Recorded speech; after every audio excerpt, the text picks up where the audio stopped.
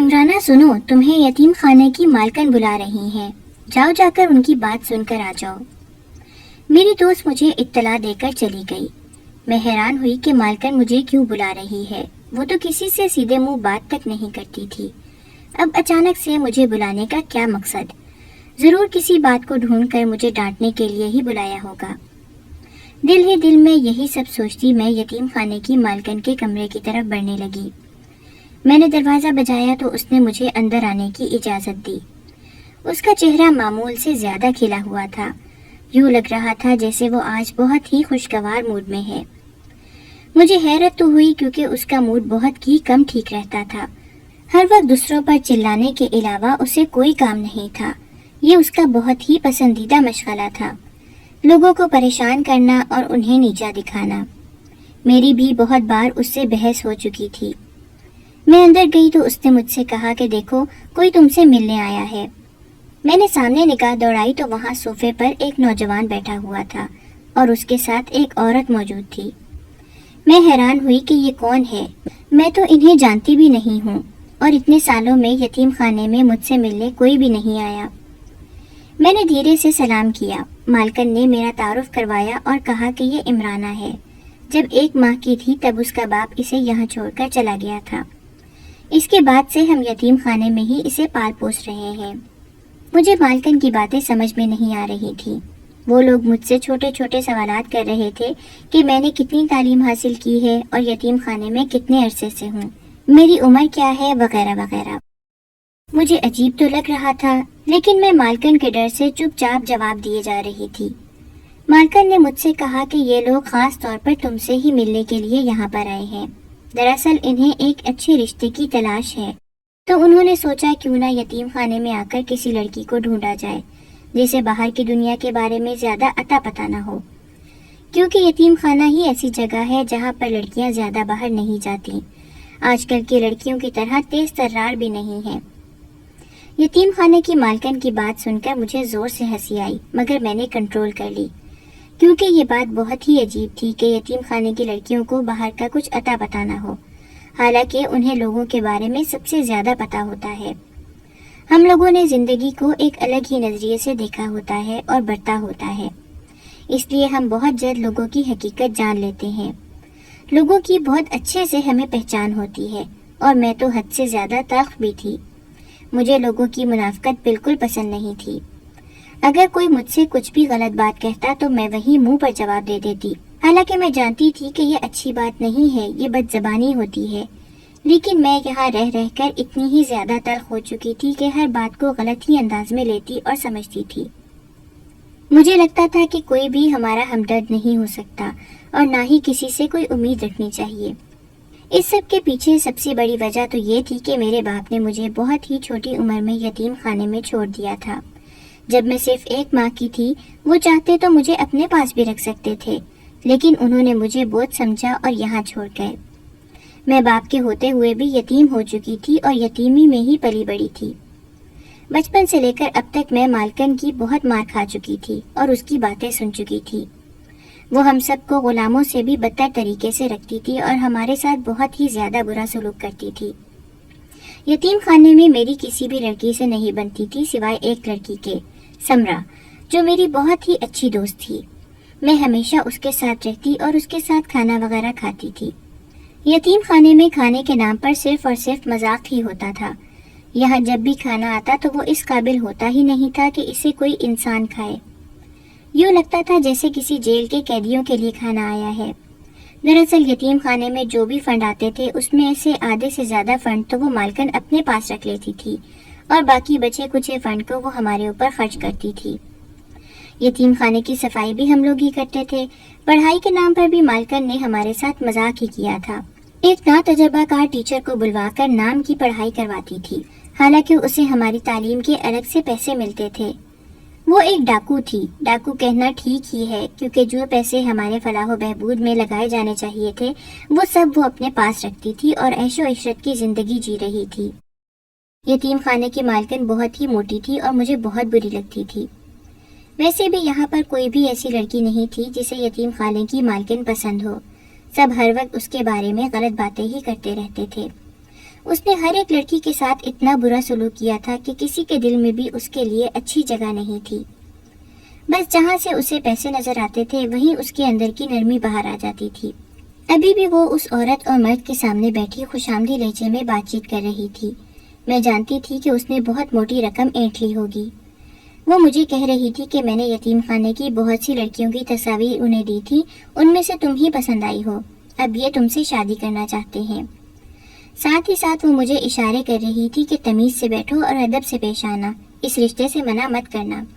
میں جانتی تھی کہ یتیم خانے کی مالکن ایک طرح سے میرا سودا کر رہی ہے، مگر وہ عورت اور اس کے ساتھ موجود لڑکا بہت ہی سلجھے ہوئے لگ رہے تھے۔ ایک پل کو میں نے حساب لگایا کہ اگر میری شادی اس لڑکے سے ہو جاتی ہے تو میری جان اس یتیم خانے اور اس کی مالکن سے چھوٹ جائے گی، میں اپنی زندگی میں آگے بڑھ جاؤں گی۔ اگر میں یہی رہی تو میں کبھی بھی آگے نہیں بڑھ پاؤں گی، نہ ہی میں یہاں سے نکل سکتی ہوں۔ مجھے اگر ایک موقع قدرت دے رہی ہے تو مجھے اس سے فائدہ اٹھانا چاہیے۔ یہی سوچ کر میں نے ایک مسکراہٹ اپنے چہرے پر سجائی اور یتیم خانے کی مالکن کو اس کے ہی انداز میں جواب دیا اور کہا کہ ٹھیک ہے، جیسے آپ کو مناسب لگے۔ میری اتنی فرما برداری دیکھ کر وہ حیران رہ گئی۔ یقین تو اسے نہیں آ رہا تھا، لیکن پھر بھی اس نے ان لوگوں کے سامنے کہا کہ ہم کچھ دن میں آپ کو جواب دے دیں گے۔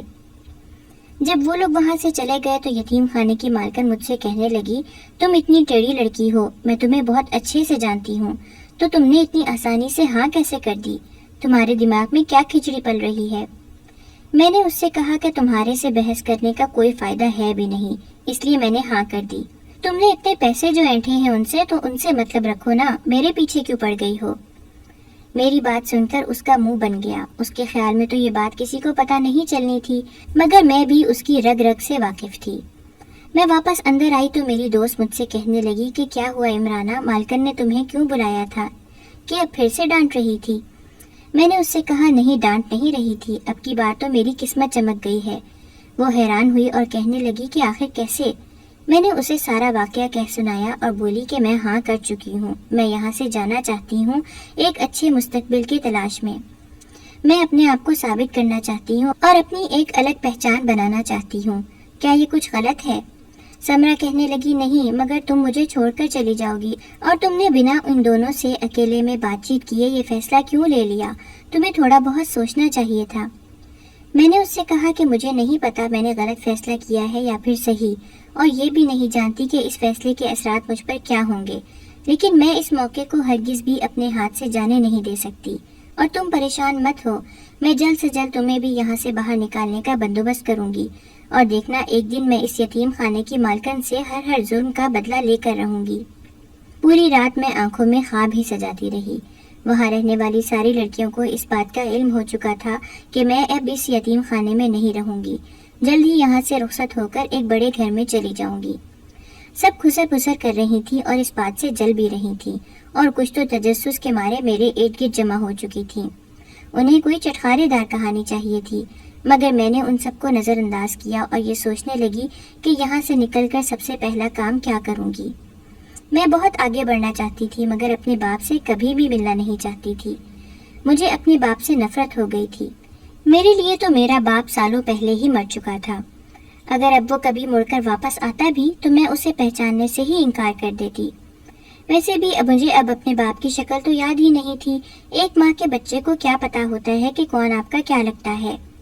اس لیے اس دنیا میں لوگوں کی بھیڑ میں اگر وہ مجھے کہیں دکھ بھی جاتے تو میں نہ تو انہیں پہچان پاتی اور نہ ہی وہ مجھے پہچان پاتے۔ اس لیے میں آرام سے اس شہر میں رہ سکتی تھی۔ مجھے نہیں پتا تھا کہ میرے ابا اب کہاں رہتے ہیں اور کیا کرتے ہیں، اور نہ ہی میں یہ سب جاننے میں کوئی دلچسپی رکھتی تھی۔ مگر سمرا نے مجھ سے کہا تھا کہ جب تم یہاں سے جاؤ تو سب سے پہلے اپنے ابا سے ملنے جانا، ہو سکتا ہے کہ وہ تمہیں یاد کرتے ہوں۔ سمرا میری طرح بالکل بھی نہیں تھی، وہ بہت ہی نرم دل لڑکی تھی، ہمیشہ دوسروں کو موقع دینے پر یقین رکھتی تھی۔ میں ایسی تو نہیں تھی، لیکن پھر بھی ہم دونوں کے بیچ دوستی بہت ہی زیادہ گہری تھی۔ ہماری دوستی کی شروعات بھی بہت ہی الگ طریقے سے ہوئی تھی۔ مجھے یاد ہے میں اس وقت 7 سال کی تھی جب سمرا یہاں پر پہلی بار آئی تھی۔ وہ بہت زیادہ ڈری ہوئی تھی اور مالکن کا رویہ اسے بہت خوفزدہ کر رہا تھا۔ اس کے اماں ابا کی موت ایک حادثے میں ہو گئی تھی اور اس کے سگے چاچا نے اس کے ابا کی جائیداد پر قبضہ کر کے اسے یتیم خانے میں چھوڑ دیا تھا۔ وہ لاوارث یہاں ملی تھی۔ مالکن اسے اندر لے آئی۔ سب لڑکیاں اسے عجیب عجیب نظروں سے گھور رہی تھیں اور وہ روئے جا رہی تھی اور ایک کونے میں جا کر بیٹھ گئی۔ مالکن نے غصے سے کہا کہ اپنا رونا دھونا بند کرو، اب تمہیں کوئی لینے نہیں آئے گا، تمہیں یہیں رہنا ہے۔ مجھے اس کی بات سن کر غصہ آیا کہ وہ ایک بچی پر ایسے چلا رہی ہے، اس لیے اس کے جانے کے فوراً بعد میں اٹھ کر سمرا کی طرف آئی اور دھیرے سے اس کے ہاتھوں کو تھاما، اس کی آنکھوں میں دیکھا جہاں سے آنسو ٹپک رہے تھے۔ پھر میں نے اس کی آنکھیں صاف کی اور اس سے کہنے لگی کہ دیکھو، اب تم اس پوری دنیا میں اکیلی ہو، تمہارا کوئی رشتہ دار نہیں ہے، لیکن میں آج سے تمہاری دوست ہوں، ہمیشہ تمہاری حفاظت کروں گی اور تمہارا ساتھ دوں گی، تمہیں ڈرنے کی کوئی ضرورت نہیں ہے۔ لوگوں پر بھروسہ مت کرنا، نہ ہی ان سے کوئی امیدیں لگانا، اس سب کا کوئی فائدہ نہیں ہوتا۔ اس دن کے بعد سے میری اور سمرا کی ایسی دوستی ہوئی جو آج تک نہیں ٹوٹ پائی تھی۔ وقت کے ساتھ ساتھ اس نے بھی یہاں رہنا سیکھ لیا تھا اور اب تو بہت سال گزر گئے تھے۔ میں نے سمرا کے علاوہ یتیم خانے میں کسی بھی اور لڑکی سے دوستی نہیں کی، میری واحد دوست سمرا ہی تھی اور میرے لیے وہ بہت زیادہ اہم تھی۔ اس لیے میرا پکا ارادہ تھا کہ یہاں سے باہر جاتے ہی سب سے پہلے سمرا کو یہاں سے لے کر جاؤں گی، چاہے اس کے لیے مجھے کسی بھی حد سے گزرنا پڑتا۔ وہ فطری طور پر ایک ڈرپوک لڑکی تھی اور ذرا سی چیز پر رونے لگ جاتی تھی۔ اب بھی جب اس نے سنا کہ میں یہاں سے جانے والی ہوں اور میں نے یہاں سے جانے کا فیصلہ کر ہی لیا ہے تو وہ یہ سن کر بھی رونے لگ گئی تھی۔ حالانکہ وہ میرے اوپر ظاہر نہیں کر رہی تھی کیونکہ وہ نہیں چاہتی تھی کہ میں اس کی وجہ سے یہاں پر رک جاؤں اور اپنے خوابوں کو چھوڑ دوں، کیونکہ ہماری دوستی تھی ہی ایسی، ہم ایک دوسرے کے لیے سب کو چھوڑ دینے پر راضی ہو جاتے تھے۔ مگر اب اپنے آنسو وہ مجھ سے چھپا رہی تھی۔ میں نے اس سے کہا کہ تمہیں یہ سب کرنے کی ضرورت نہیں ہے، میں یہاں سے باہر تمہارے اور اپنے ہم دونوں کے لیے ہی جا رہی ہوں، تم رو مت، صرف میرا انتظار کرنا۔ وہ بار بار مجھ سے اس بات کا ذکر کرتی تھی کہ کہیں وہ لوگ تمہارے ساتھ کچھ غلط نہ کر دیں، نہ جانے کن لوگوں کو مالکن ڈھونڈ کر لائی ہے، ہو سکتا ہے کہ وہ تمہارے لیے کوئی غلط فیصلہ کر رہی ہو، اس لیے تم ایک بار پھر اس بارے میں سوچ لو۔ میں نے اس سے کہا دیکھو، میں تمہاری طرح ہرگز نہیں ہوں جو ڈر جاؤں، میں یہاں سے ایک بار اگر باہر نکل گئی نا تو یقین مانو ہم دونوں کی زندگیاں بہت ہی آسان ہو جائیں گی اور ہمیں ایک بار اپنی زندگی اپنی مرضی سے جینے کا موقع مل جائے گا، ہم اس چنگل سے نکل جائیں گے۔ پھر میں اسے اگلے کئی دن تک اس بارے میں سمجھاتی رہی۔ ایک ہفتہ گزر جانے کے بعد وہ لوگ دوبارہ آئے، میری دوست سے بھی ملے۔ انہوں نے کہا کہ ہمیں شادی کرنے کی بے حد جلدی ہے، ہم سادگی سے شادی کرنا چاہتے ہیں۔ مجھے حیرت اس بات کی ہو رہی تھی کہ وہ اتنے بڑے امیر گھر سے آئے ہیں اور امیر لوگ ہیں، اس کے باوجود وہ مجھ جیسی ایک یتیم خانے میں پلنے والی غریب لڑکی سے شادی کیوں کرنا چاہتے ہیں؟ میں نے تو سن رکھا تھا کہ یہ امیر لوگ ہمیشہ اپنے جیسے ہی لوگوں میں شادی کرنا پسند کرتے ہیں، مگر یہاں تو الٹا ہو رہا تھا، کچھ تو عجیب تھا۔ انہوں نے تو یہ بہانہ بنایا تھا کہ یتیم خانے کی لڑکیاں معصوم ہوتی ہیں، تیز ترار نہیں ہوتی، مگر یہ بہانہ تو مجھے بالکل ہی بوگس لگ رہا تھا، اصل کہانی کچھ اور ہوگی۔ خیر، میرا رشتہ ایک چھوٹی سی تقریب میں پکا کر دیا گیا۔ اس تقریب کا انعقاد یتیم خانے میں ہی کیا گیا تھا۔ آج یتیم خانے کی تمام لڑکیاں بے حد خوش تھیں کیونکہ آج اتنے عرصے بعد اچھا کھانا کھانے کو ملا تھا۔ لڑکے والوں نے خود ہی انتظام کیا تھا، ان کی طرف سے صرف ان کے قریبی رشتہ دار ہی آئے تھے۔ رات کے وقت میں اپنی انگلی میں سجی منگنی کی انگوٹھی کو دیکھے جا رہی تھی۔ میں کسی کے نام سے جڑ گئی تھی، منسوب ہو چکی تھی کسی سے، لیکن میرے دل میں کوئی بھی جذبات نہیں ابھر رہے تھے، دل بالکل خالی سا تھا اور بہت سے شکوک اور شبہات میرے دل میں جڑ پکڑ کر بیٹھے ہوئے تھے۔ لیکن میں اس سب کا ذکر سمرا سے نہیں کر رہی تھی، میں نہیں چاہتی تھی کہ وہ پریشان ہو جائے اور مجھے میرے ارادے سے پیچھے ہٹا دے۔ کچھ دن بعد لڑکے والوں نے اعلان کیا کہ ہم نکاح کے لیے اگلے جمعے کو آ جائیں گے، تیاریاں وغیرہ ہو گئیں اور میری ہونے والی ساس نے میرے لیے ایک اچھا جوڑا بھی بھیجا۔ اس سب کے دوران یتیم خانے کی مالکن نے اچھے خاصے پیسے اکٹھے کر لیے تھے۔ میرے سسرال والوں سے کبھی کسی چیز کے نام پر ان سے پیسے لیتی تو کبھی کسی چیز کے نام پر۔ میں اچھے سے جانتی تھی وہ یہ سب پیسے اپنی جیب میں ڈالنے والی ہے۔ نکاح کی تیاریاں مکمل ہو گئیں تو وہ سب لوگ نکاح کے لیے آ گئے۔ میں بہت زیادہ خوش ہو رہی تھی کہ ایک بہت ہی خوبصورت نوجوان سے میری شادی ہونے والی ہے، میری زندگی بہت اچھی ہو جائے گی، اور وہ ہے بھی بہت ہی امیر۔ سمرا بھی میری وجہ سے بہت زیادہ خوش تھی۔ اب ہم لوگ ایک امید باندھ رہے تھے کہ یہاں سے نکلنے کا کوئی نہ کوئی تو راستہ ہمیں مل ہی جائے گا۔ مجھے دلہن کی طرح سجایا گیا، پہلی بار زندگی میں اتنے زیورات پہنے تھے اور اتنا تیار ہوئی تھی۔ میں بہت حسین لگ رہی تھی، سبھی میری تعریف کر رہے تھے۔ پھر باہر شور مچ گیا کہ بارات آ گئی ہے۔ یتیم خانے کی مالکن باہر کھڑی استقبال کی تیاریاں کر رہی تھی۔ تھوڑی دیر بعد وہ لوگ اندر آ گئے۔ جو ہی میری نظر سامنے کھڑے دلہا پر پڑی تو میری تو چیخیں ہی نکل گئیں، کیونکہ وہ تو ایک ادھیڑ عمر کا آدمی تھا۔ اب تک جو کچھ مجھے بتایا گیا تھا اس کے مطابق تو وہ ہینڈسم لڑکا ہی میرا ہونے والا شوہر تھا، جو شروع سے لے کر اب تک مجھ سے ملتا آیا تھا، اور رشتہ کرتے وقت بھی وہ میری ساس کے ساتھ آیا تھا اور منگنی کے وقت بھی۔ یہ سب کیا ہے؟ میں حیران ہوئی۔ میں نے یتیم خانے کی مالکن سے کہا کہ میری منگنی تو کسی اور کے ساتھ ہوئی تھی، یہ کون ہے؟ میں اس سے کیسے شادی کر سکتی ہوں؟ میری بات سن کر وہ بولی، تم پاگل ہو، تمہاری منگنی ایک ادھیڑ عمر کے آدمی سے ہی ہوئی ہے، وہ تو بس تم منع نہ کرو اس لیے میں نے اس نوجوان کو ادھر ہی رکھا، وہ تو دراصل اس کا چھوٹا بھتیجا ہے، تم سے یہ بات میں نے چھپائے رکھی، میں جانتی تھی کہ تم ایک ادھیڑ عمر آدمی سے شادی کرنے کے لیے بالکل بھی تیار نہیں ہوگی، اب خاموشی سے بیٹھ جاؤ اور ہمارا تماشا مت لگاؤ۔ اس نے تو مجھے صحیح پھنسا دیا تھا، میرے پاس کوئی اور چارہ بچا بھی نہیں تھا۔ بارات دروازے پر کھڑی تھی، اسے واپس بھجوانے کا تو سوال ہی پیدا نہیں ہوتا تھا۔ سمرا نے مجھے تسلی دی اور کہا کہ تم فکر مت کرو، اگر تم یہ شادی نہیں کرنا چاہتی تو ابھی ہی منع کر دو، تمہارے ساتھ کوئی زبردستی نہیں کر سکتا۔ لیکن پھر میں نے سوچا کہ اگر میں منع کر دوں گی تو میرے خواب کیسے پورے ہوں گے، میں یہاں سے باہر کیسے نکلوں گی؟ چلو کچھ دن اس کو برداشت کر ہی لوں گی۔ یہی سوچ کر میں نکاح کے لیے مان گئی۔ وہ بوڑھا مجھے ایک آنکھ نہیں بھا رہا تھا۔ میں نے تو اب تک اس خوبصورت نوجوان کے سپنے سجائے تھے، اس لیے اچانک سے اسے قبول کرنا میرے لیے بہت مشکل ہوتا جا رہا تھا، مگر مجھے یہ کرنا ہی تھا۔ میں نے اپنے دل کو راضی کیا اور آخر کار نکاح کے لیے ہاں کر دی۔ نکاح ہو جانے کے بعد میرے جذبات بالکل ہی الگ تھے۔ مجھے بہت غصہ آ رہا تھا، یوں لگ رہا تھا جیسے میرے سارے خواب چھن گئے ہوں۔ نکاح کے بعد میری ساس میرے پاس آئی اور کہنے لگی تمہاری رخصتی بھی ہم آج ہی کریں گے، حالانکہ اس سے پہلے یہ بات کی ہی نہیں گئی تھی کہ رخصتی نکاح والے دن ہی کی جائے گی۔ بہرحال اب میں کچھ بھی بولتی یا کچھ بھی کرتی سب کا کوئی فائدہ نہیں ہونے والا تھا۔ یہ بات تو مجھے سمجھ میں آ گئی تھی۔ سمرا بھی بہت زیادہ پریشان ہو رہی تھی کیونکہ یہ سب لوگ بہت ہی عجیب برتاؤ کر رہے تھے۔ یوں لگ رہا تھا جیسے چیزوں کو چھپانے کا شوق رکھتے ہیں۔ یہ کوئی چھوٹی بات نہیں تھی، پہلے بتانا چاہیے تھا کہ رخصتی آج ہی ہوگی۔ میں جانتی تھی یہ سب یتیم خانے کی مالکن کی چال ہے، اسے تو بس پیسے چاہیے تھے جو اسے مل گئے۔ میری زندگی برباد ہو یا آباد، اس بات سے اس کا کوئی بھی لینا دینا نہیں تھا۔ ناچار مجھے رخصت ہو کر ان کے ساتھ ہی آنا پڑا۔ راستے بھر میں وہ عجیب عجیب طرح سے چھپ چھپ کر باتیں کر رہے تھے، ان کی باتیں مجھے ٹھیک سے سنائی نہیں دے رہی تھیں، لیکن یوں لگتا تھا جیسے کوئی ایسی چیز ہے جس سے میں انجان ہوں اور مجھے اس بارے میں کچھ بھی پتہ نہیں ہے۔ راستے میں مجھے اس بات کا علم ہوا کہ جسے میں اپنی ساس سمجھ رہی ہوں وہ دراصل میری ساس نہیں ہے، بلکہ وہ تو اس نوجوان کی ماں ہے۔ کتنا عجیب ہو رہا تھا نا یہ سب، اب نہ جانے آگے جا کر کن کن رازوں سے پردے اٹھنے والے تھے۔ میں اپنے آپ کو آنے والے وقت کے لیے تیار کر رہی تھی۔ میں اتنی بڑی گاڑی میں پہلی بار بیٹھی تھی، اس میں کوئی شک نہیں تھا کہ یہ لوگ بہت ہی زیادہ پیسے والے لوگ تھے۔ ایک پل کو تو میں نے سوچا کہ کیا پتہ یہ بھی دھوکہ دہی ہو، خود کو امیر بتا کر وہ مجھے دھوکے سے اپنے ساتھ لے جا رہے ہوں، مگر پھر میں نے خود کو تسلی دی کہ ایسا نہیں ہے، ان کے عادات و اطوار سے ہی لگ رہا ہے کہ یہ لوگ بہت ہی زیادہ پیسے والے ہیں۔ 1 گھنٹے کے لمبے سفر کے بعد ہم لوگ ایک کوٹھی کے باہر آ کر رک گئے تھے۔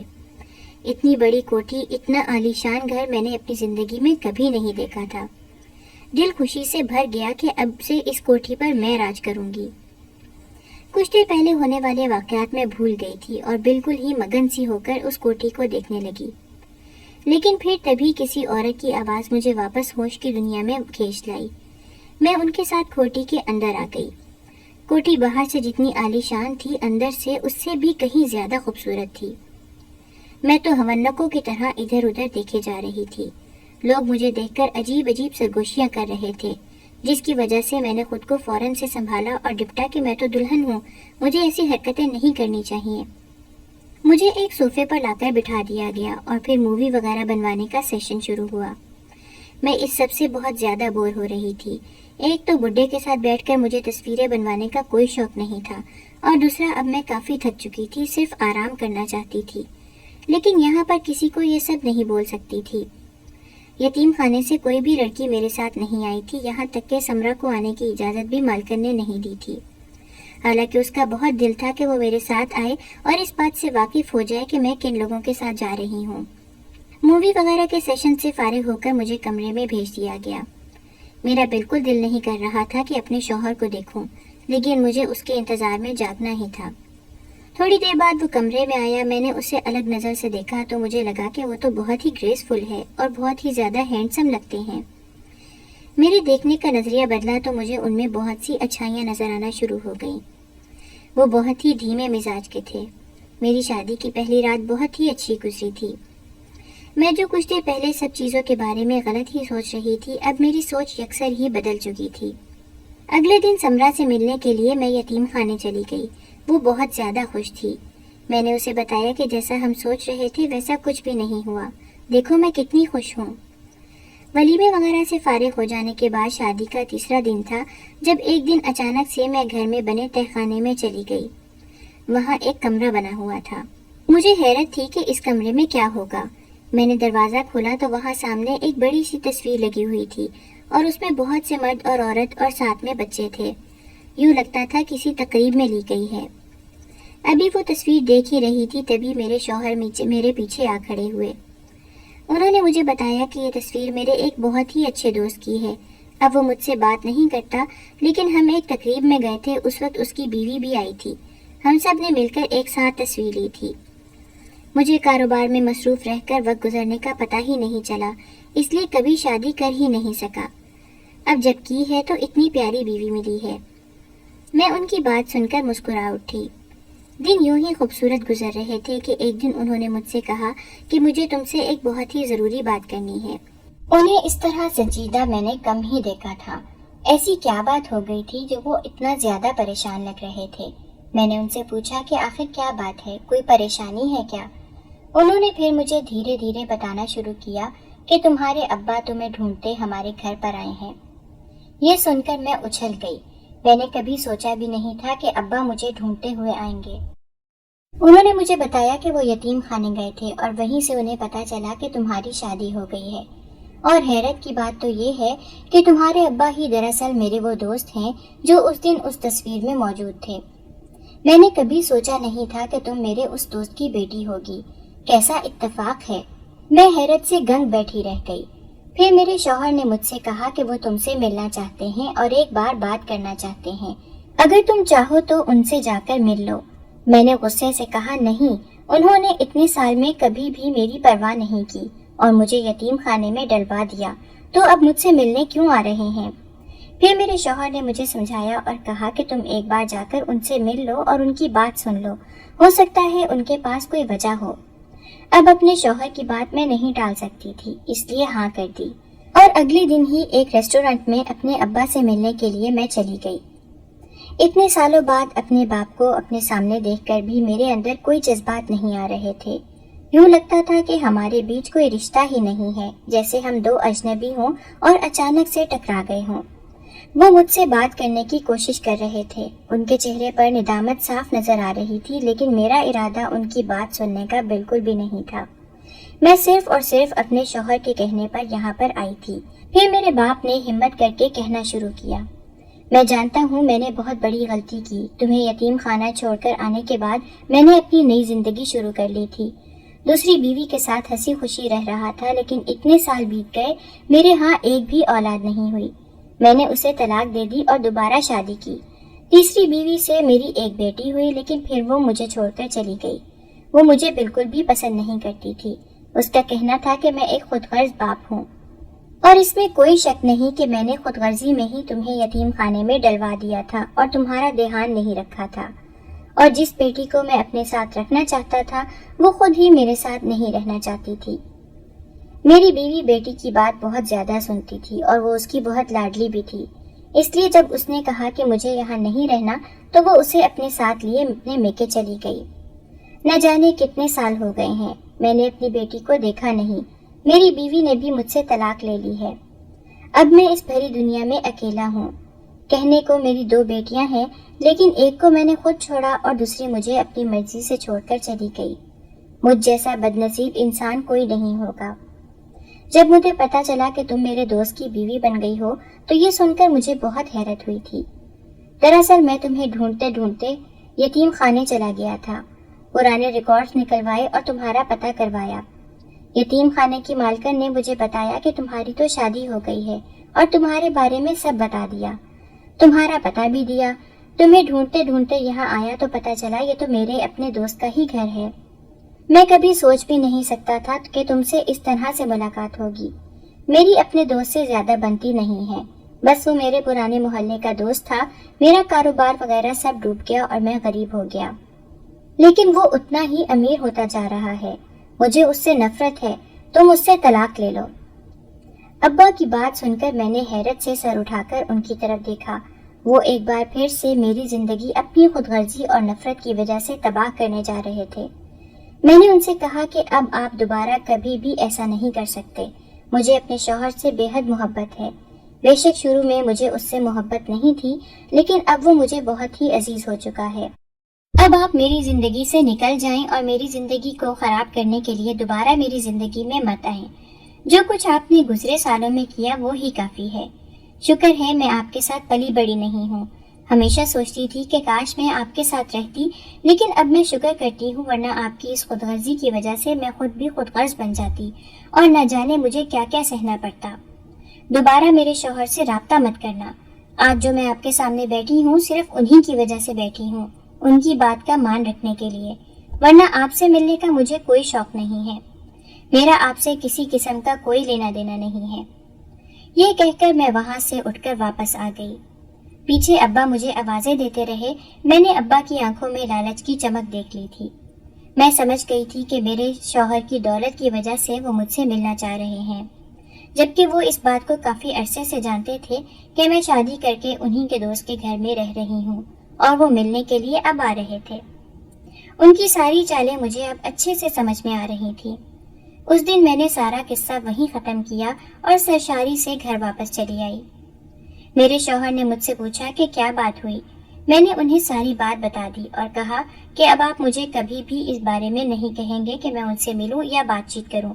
ہاں وہ میرے باپ ہیں، اس ناطے میں تھوڑی سی ان کی مدد کر سکتی ہوں، لیکن اس سے زیادہ وہ مجھ سے کوئی توقع نہ رکھیں۔ میرے شوہر نے کہا کہ اس نے ہمیشہ مجھے غلط سمجھا ہے، میں اس کی مدد کرنے کی کوشش کرتا تھا۔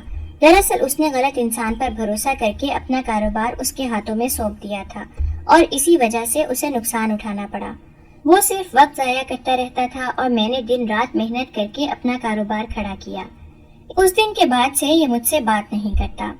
خیر تم پریشان مت ہو، اگر تم کہتی ہو تو میں اس کی مدد کر دوں گا۔ میں نے اپنے شوہر کی طرف ممنون نگاہوں سے دیکھا۔ وہ بہت اچھا انسان تھا۔ آج مجھے سمجھ آ رہی تھی کہ ایک اچھا انسان ہونے کے لیے ہینڈسم ہونا ضروری نہیں ہے، اچھائی تو کسی بھی انسان میں ہو سکتی ہے۔ میں اللہ کا بے حد شکر ادا کر رہی تھی کہ میری زندگی میں میرا شوہر نعمت بن کر آیا ہے۔ میرا ارادہ تھا کہ اب میں سمرا کو بھی یتیم خانے سے لے آؤں۔ کچھ دن بعد میں اپنے شوہر کے ساتھ یتیم خانے گئی۔ سمرا مجھے دیکھ کر بہت حیران ہوئی اور کہا کہ تم اتنے عرصے بعد آئی ہو۔ میں نے اس سے کہا کہ کچھ کام نمٹا رہی تھی اس لیے دیر ہو گئی، چلو میں تمہیں لینے کے لیے آئی ہوں۔ مالکن سے بات کر لی ہے، ویسے بھی وہ پیسوں کی بھوکی ہے، اس نے تمہیں ہمارے ساتھ جانے کی اجازت صرف اسی شرط پر دی ہے کہ ہم اسے پیسے دیں، اور وہ ہم نے اسے دے دیے ہیں۔ اب چلو تم سامان پیک کرو، میرے ساتھ میرے گھر میں ہی جا کر رہو گی۔ پھر میں اسے اپنے ساتھ لیے اپنے گھر چلی آئی۔ یہاں آ کر وہ بہت زیادہ خوش تھی۔ میرا ارادہ تھا کہ کچھ عرصے بعد اس کی اچھی جگہ شادی کر دی جائے۔ میرے شوہر ویسے بھی اکثر بزنس ٹرپ وغیرہ پر جاتے رہتے تھے، ایسے میں سمرا میرے ساتھ گھر پر رہتی تو ہم دونوں کے لیے ہی کافی اچھا رہتا تھا۔ ایک ساتھ وقت گزارتے اور ایک ساتھ ہی باتیں کیا کرتے تھے۔